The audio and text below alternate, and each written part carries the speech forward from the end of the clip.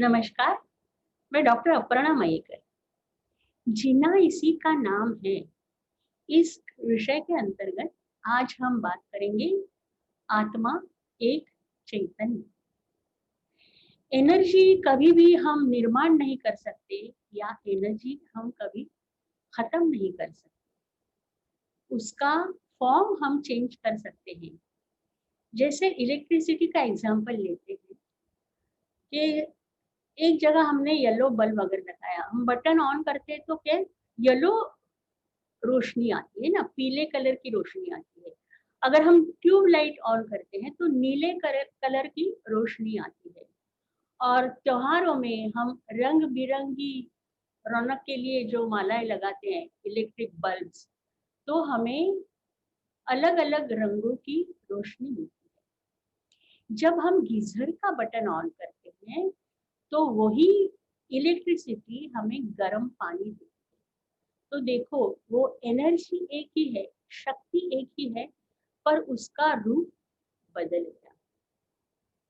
हम पानी का देखते हैं, जैसे कि पानी जिसे हम जल कहते हैं, वो जो लिक्विड फॉर्म में होता है वो पानी या जल कहलाता है। जब वो ठंड में सिकुड़ जाता है, सॉलिड फॉर्म में बन जाता है, तो उसे हम बर्फ कहते हैं। जब वो आकाश में गर्मी में ऊपर जाता है तो उन्हें हम वाष्प या स्टीम कहते हैं। फिर वो सॉलिड होके उसका एक बादल बन जाता है और फिर वो पानी के रूप में, बारिश के रूप में नीचे धरती पर आता है। तो कहने के लिए तो एक पानी ही है, एनर्जी इज पानी बेसिकली, पर उसके रूप अलग अलग हैं। बौद्ध धर्म में एक लोटस सूत्रा करके उनका एक विषय है, उसमें बहुत ही सुंदर उदाहरण उन्होंने दिया है मौज के बारे में। एक बार क्या हुआ, बहुत सारी मौजें पानी में बहुत ऊंची हो जाती थी, हंसती थी, एक दूसरे को ठोकर लगा के फिर उनके बहुत बहुत छोटे छोटे छोटे तुषार बन जाते थे। बहुत ही सुंदर दिखता था वो। फिर कुछ 5-6 सेकंड के बाद वो जमीन पर आके रेस्ट करती थी। तो उसमें एक जो मौज थी, तो एक जो लहर, उसे ऐसा लगा, वो बहुत दुखी हो गई और बौद्ध भिक्षु से कहने लगे कि देखो, मैं बहुत दुखी हूँ, क्योंकि मैं जब ऊंचाई पर जाती हूँ या मेरे बहुत सुंदर सुंदर तुषार बनते हैं तो लोग कितनी मेरी सराहना करते हैं, मुझे मतलब अच्छा कहते हैं, प्रशंसा करते हैं, पर जब मैं जमीन पर आती हूँ तो मेरी तरफ कोई देखता भी नहीं। तो बौद्ध भिक्षु ने कहा, एक पागल, तू एक बात समझ ले,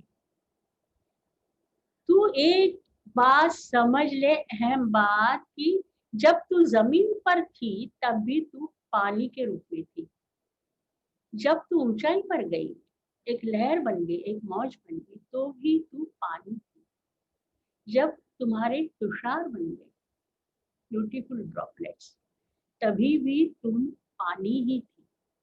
तो ये बात अगर तुम समझ लो कि तुम्हारा स्वरूप basically you are in water, तुम पानी हो।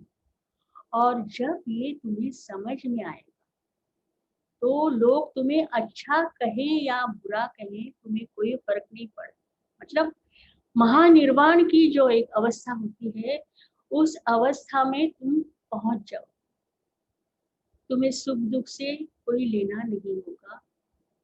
डर का तो तुम्हें, मतलब डर तुम्हें लगेगा ही नहीं किसी बात पे, और तुम सच्चिदानंद में, आत्मानंद में मगन रहोगी। तो ये यहाँ पे रूपक है, एग्जाम्पल है। ये मौज जो है यानी मनुष्य, मानवीय जीवन। तो यहाँ पे बौद्ध धर्म कहता है कि पानी और लहर ये दोनों इंटरबींग्स है। इंटरबींग्स माने दोनों एक दूसरे में समाये हुए हैं, एक के बिना दूसरा होता ही नहीं। देखो, जैसे इंसान जब जन्म लेता है धरती पर, वो अपने साथ मौत को लेके आता है। मौत का नाम लिखा हुआ होता है, जुड़ा हुआ होता है जन्म के साथ, है ना। क्योंकि जो भी कोई यहाँ पैदा हुआ है उसका कभी ना कभी इंतकाल हुआ है, सही है। और मौत के बाद जब मौत होती है उसके ऊपर पुनर्जन्म का लेबल लग जाता है।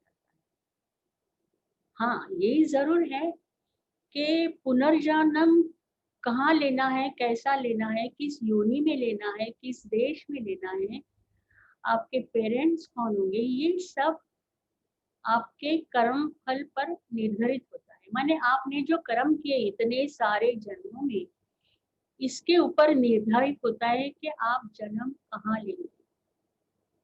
और श्री कृष्ण क्या कहते हैं कि आदमी जब बूढ़ा हो जाता है, जब उसका शरीर तन बहुत ही थक जाता है, जरा जर्जर हो जाता है, तो वो आत्मा उस शरीर का त्याग करती है और दूसरे जन्म में नया शरीर लेके आगे चल पड़ती है, आगे निकलती है। पर हमारा क्या होता है पता है कि समझो किसी औरत को किसी ने नए कपड़े दिए, साड़ी दी, ड्रेसेस दिए, शी इज वेरी हैप्पी, बहुत सारे गहने दिए, वो सज धज के आईने में 10 बार दिखेगी, शी इज वेरी हैप्पी, है ना। हम कहीं जाते हैं शादी वादी में या होटल में, किस्म हर किस्म का, अलग अलग किस्म का खाना हम खाते हैं, अपनी रसना, रसवंती, टेस्ट बर्ड्स को सेटिस्फाई करते हैं, अच्छा लगता है ना। हम छुट्टियों में जब बाहर गांव जाते हैं तो वहां देखते हैं हम इतने सारे पर्वत है, हरे हरे वृक्ष है, सब अच्छा पानी का तालाब है, नीला नीला पानी, आंखों को कितना अच्छा लगता है। और जब हम कोई अच्छा म्यूजिक सुनते हैं अपनी पसंद का गानों से तो कितना अच्छा लगता है। गर्मियों के सीजन में हम ठंड के जगह पर जाते हैं और वहां हम बैठे और एक अच्छी सी लहर आई, हवा की लहर आई और छुआ आपके तन को तो कितना अच्छा लगता है। झिमझिम बारिश में जब हम भीगते हैं तो वो बारिश का स्पर्श, बारिश हमें छूती है तन पे तो हमें कितना अच्छा लगता है। होता क्या है कि हमारे पंचेंद्रियों के द्वारा हम ये सब सब अच्छी अच्छी बातें भोगते रहते हैं और हम यही समझ जाते हैं कि ये तन माने मैं, हम देह बुद्धि के साथ जुड़े होते हैं। समझो मुझे कोई पहचानता नहीं, कोई मिल गया ऐसा जो मुझे पहचानता नहीं, उसने मुझे पूछा कि आप कौन हो, तो मैं क्या बताऊंगी, मैं डॉक्टर अपर्णा मयेकर हूँ। आप क्या करते हो, मैं डॉक्टर हूँ, गायिका हूँ, ब्ला ब्ला ब्ला व्हाट। तो देखो, मैं देह बुद्धि से जुड़ी हुई हूँ, पर अगर आप ये जानोगे जैसे वहां मौज का स्वरूप पानी है, वैसे हमारा इंसान का स्वरूप आत्मा है, ना कि ये तन है। ये जब आप समझेंगे तो बात बन जाए। देखो, सोने के पहले हम we are grateful to God, right. तो हमें ये कहना चाहिए कि आज तक जो सब दिया वो भी, और आज मैं जीवित हूँ, मैं सांस ले रही हूँ, इसके लिए मैं आपकी बहुत बहुत आभारी हूँ। क्या जाने कल सुबह मैं उठूंगी नहीं, नींद में मुझे अटैक आएगा, मैं मर जाऊंगी, हु नोस। और सुबह जब हम दिन शुरू करते हैं तो सदगुरु कहते हैं कि मन में पक्का समझ लो कि आप नश्वर हो, आप मरते हो, आपकी कभी ना कभी मौत आने वाली है। जैसे हम बाहर गांव जाते हैं कुछ दिन के लिए, तो हम क्या करते हैं कि जाने के पहले सब लोगों से प्यार से मिलते हैं, टाटा बाय बाय करते हैं, है ना।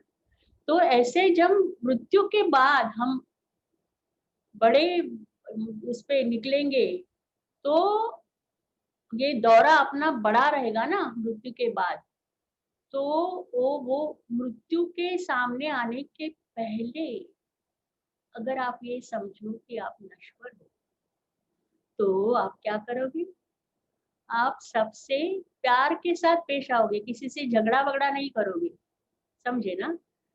तो इसीलिए सद्गुरु कहते हैं कि ये समझो कि आप कभी भी, आपको ऊपर से बुलावा आ सकता है, और सबके साथ प्यार से रहो, प्यार बांटो, प्यार दे दो, प्यार ले लो। ये जब होगा तो देखो, आपको मौत से कोई डर नहीं लगेगा। तो ये आज का हमारा विषय यहीं पे खत्म हुआ। अगले हफ्ते में मिलते हैं नया विषय लेके। तब तक के लिए अलविदा।